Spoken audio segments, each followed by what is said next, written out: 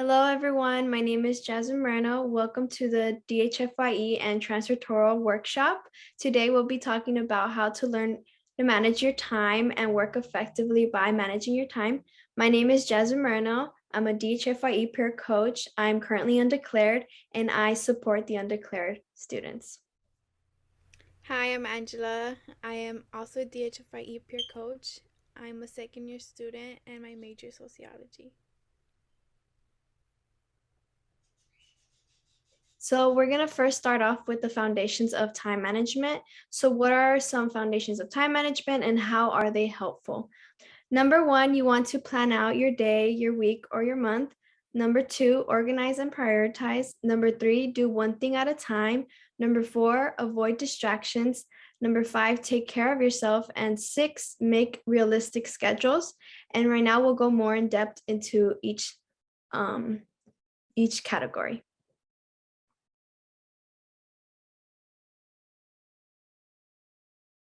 Okay, time management strategy number one, planning. So what you want to do is set a goal for each day. It could be whether finishing 3 assignments, 2, depending on how you work is what you want to do. Prioritize wisely based on difficulty. So if you have a math equation you have to do, and then you have an essay as well, you want to focus more on the essay because you know that takes more time. Number 3, you want to set a time limit or a time goal. It could be 2 hours for the essay and then half an hour for that equation, just so you can have an idea of how long it's going to take you. Number 4, take breaks in between tasks. Many times we forget to take that little pause and that little moment to get our brain relaxed and then go back into the working zone. So make sure you take those breaks for yourself. Number 5, organize yourself. So it could be writing it down on a journal or writing it on your notes on your phone. So anything that helps you organize, do that.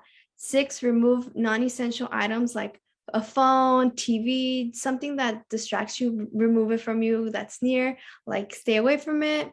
Number 7, plan ahead. And number 8, practice self-care.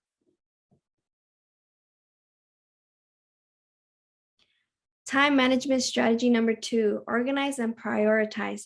Prioritizing assignments based on their deadlines. So like I said earlier, if you have an essay and then you have a math equation you have to do, if the essay is due on Tuesday and the math equation is due on Wednesday, you want to do the math essay first instead of the equation. And the next bullet point is to increase and organizing helps minimize confusion. Yes, when you have your things planned out and written down, it helps you have everything set and you know what you have to do, and it removes any confusion. The next bullet point, you make a planner, a weekly, monthly calendar, or a sheet of paper to organize your tasks. Explore and discover what works best for you. So it could be a day, one day, the whole day for that day, or you could do a weekly one or a monthly one, whatever works for you, you do what's best for you. Stay organized significantly reduces stress and anxiety. Yes, that's very true. When I didn't organize or write down my assignments, I found myself very stressed out and very all over the place. So it's very helpful to have your stuff written down, and it helps you to manage your time and go throughout your week or month or day. And then clean up your work area can help feeling overwhelmed. Once again, it's really true. If you have so much going on around you, like it's a mess in your desk, then you feel like everything's going down for you. So make sure you have that work space clean and nice for you to work.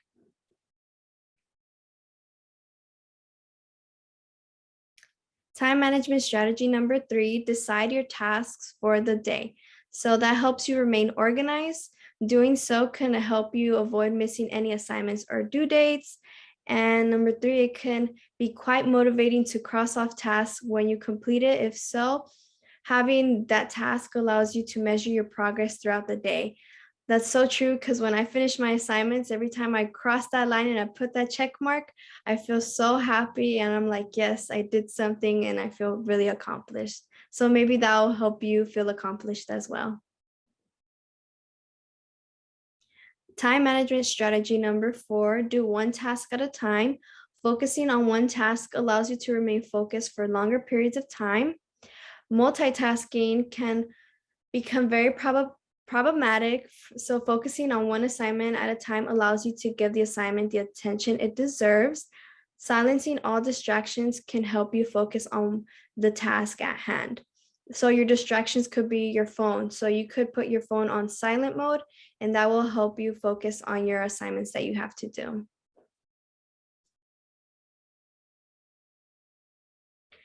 Time management strategy number 5, avoid distractions. So we want to do, like I said, turn off your phone notifications.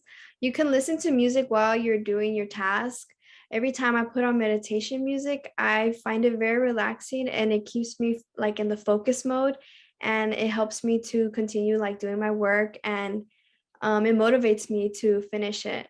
So you can listen to music that will help you focus. You can include lo-fi music, classical music, or any calming music. You could use Spotify, Apple Music, or YouTube for some really good choices. And then you could also find quiet places to work at, like at your local library. Also, the CSUDH library is open now, so you could go there. And then also, if you want to remind like your family members or any friends that are around that you're working, you could put a little sign like "Do not disturb," just so they can know that you're working. Time management strategy number 6, which is time limit. So it stops you from focusing on one task for too long. Controlling your time may allow you to give more work done. You can also include time breaks. This helps you ensure that you're allowing yourself time to rest. Like I said, those breaks in between are very helpful um, to like give yourself a little reward for all the work you're doing, because it is very stressful when you're doing so many assignments. So having those breaks can help you reduce that overwhelmness. This is a great way to build a routine. Yes, because you're writing down what you have to do. You could be like, I'm doing these 2 assignments, and then I'm gonna give myself a break, and then I'm gonna go back to doing 2 other assignments, and then I'm gonna give myself another break, or call it a day, whatever works for you. It can increase productivity as you have a time limit on your task. Make sure you give yourself enough time for a task. Make it realistic. You know what works best for you. So um, having that list can help you. You know how you work best. So having that list will help you manage your time and what you have to do and prioritize first. Strategy number 7, health and stress management. Read your body signals. Too much work leads to burnout. Burnout can look like disengagement, no motivation, feeling drained, etc. Fuel your body with basic needs. Get lots of water in and make sure you get food in you. During your break, get up, walk a bit, stretch, and take a few deep breaths. And also practice self care. This can look different for everyone. Spa day, playing video games, spend time with others.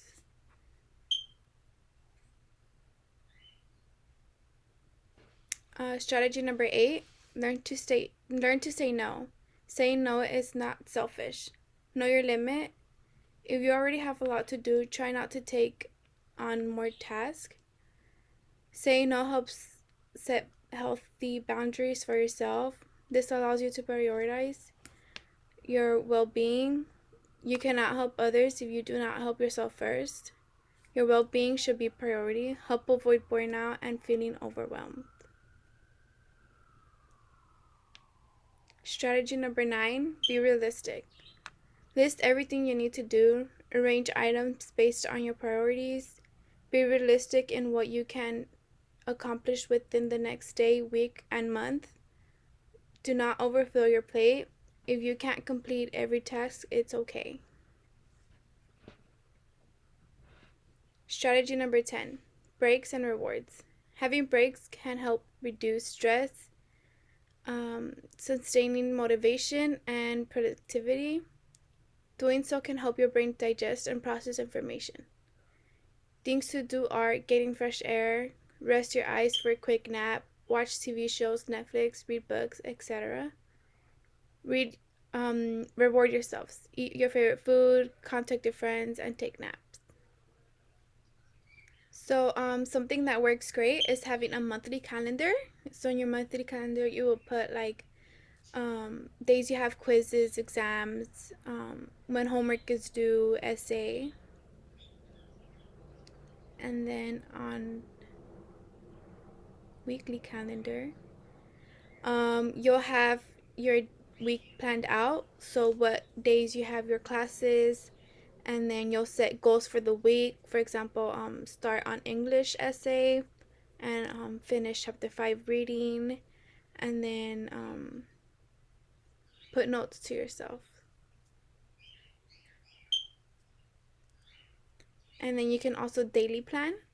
So you'll have a schedule of like a timesheet, what time you want to wake up, times for each classes. Okay, I need to read this one really quick. Okay, so you can also have a daily planner where you set up a schedule for your day. So you can do wake up when you have lectures, what times to go to class, set up a homework time. You can also write down priorities and to-do list, and then also write stuff to prepare you for the next day.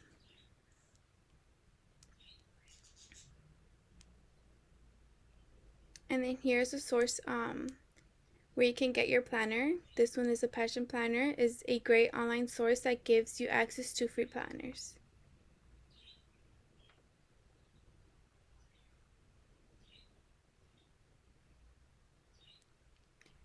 So now we have well-being. What are some things that can affect your well-being? And what are some ideas you can use to improve your well-being?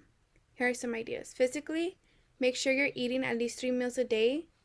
Get at least 8 hours of sleep. Take computer breaks during the day. Make time to stretch and exercise. Stay hydrated and spend time with others.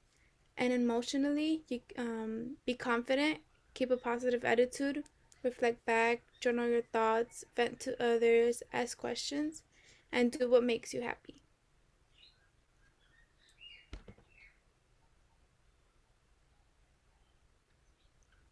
So here are some resources at Dominguez that you can use. First, we have the University Investment Center that is located in Welch Ha 8-20. We also have the Writing Center, and we also have the tutoring. There's one-on-one tutoring available, and then we also have psychological services. All the info is posted here. If you guys also want to follow us on Instagram.